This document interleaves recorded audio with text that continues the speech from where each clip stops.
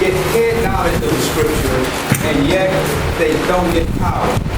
They still are subject to the same fears, the same emotional, mental traps that they've always been subject to, and they still are unable to overcome those internal things that attacks their minds and their hearts, that causes them to go astray, that causes them to deal with drugs, alcoholism, crime, go back to places doing things that brings them down and puts them into spiritual and personal slavery rather than causes them to move toward having a free and open life.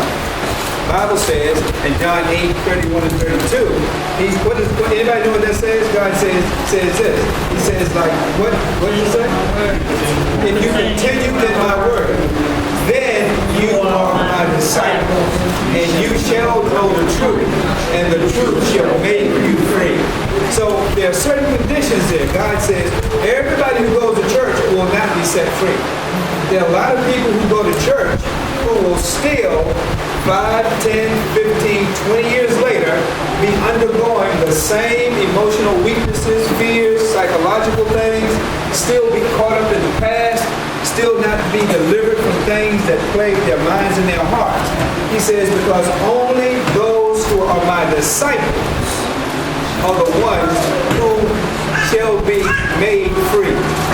And that freedom comes from them knowing the truth about themselves, about life in general, about what's good, what's bad, and about God and false God. He says, only those who are my disciples. And he characterizes who his disciples are. Those are ones that continue. In another place it says, abide in his word. All right?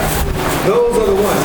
And he says this, to those individuals, he says, I will make them free.